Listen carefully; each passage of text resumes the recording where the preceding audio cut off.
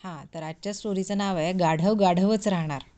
हां, घाडव घाडव गाढव नाही का, गाढव गाढवच राहणार. ठीक आहे, डॉंकी डॉंकीच राहणार, त्याला डोकं कधी येणारच नाही.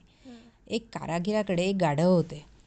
तो त्याची खूप काळजी घ्यायचा, परंतु ते गाढव ना दिवसादिवस अशक्त होत चालले होते. कारागिराने विचार केला, कारागिरा म्हणजे एक काम करणारा माणूस होता गरीब त्याच्याकडे. कारागिराने विचार केला की जर याला मी नीट ठेवले नाही तर हे गाढव लवकरच मरेल. त्याच्या डोक्यात एक नवीन योजना आली. मी या गाढवाला वाघाचे कातडे घालून शेतात सोडून देतो, म्हणजे तो स्वतःचे पोट भरून खाऊ शकेल.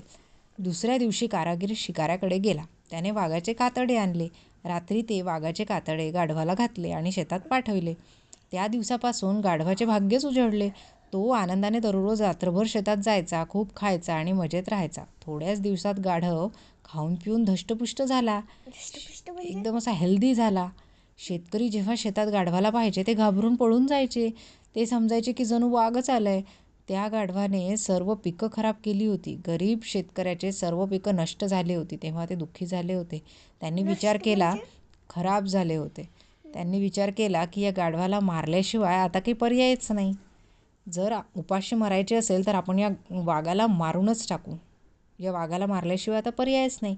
जर उपाशी मरायचे असेल तर या वाघाला मारूनच टाकू.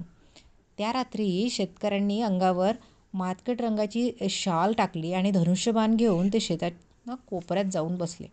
जेव्हा मातीच्या रंगाची शाल घातलेले शेतकरी गाढवाने पाहिले, त्याला वाटले हे देखील आपल्यासारखेच गाढव आहे. वाघ बनलेला गाढव विसरलाच की आपण वाघाचे कातडे घातले. ते गाढव आपलं ढेचू ढेचू जोरजोराने ओरडायला लागलं. शेतकऱ्यांनी गाढवाचा आवाज ऐकला. त्यांना समजले की हे गाढवाने शेतकऱ्यांना फसवले. आता हे गाढवाला जिवंत सोडून शक्यच नाही, जिवंत सोडणे. रागाने शेतकऱ्यांनी गाढवाला मारून टाकले. बिचारे गाढव मरून गेले. म्हणून गाढव शेवटी गाढवच राहिले. ते कधी वाघ म्हणणार आहे का? नाही, कधीच नाही. कधीच नाही. ते शेवटी मूर्ख ढेचू ढेचू ढेचू. कळली गोष्ट? हो. ओके. थोडीशी अवघड झाली. त्याच्यात काय एवढं इझीच तर होती. ओके. थँक्यू. Bye bye.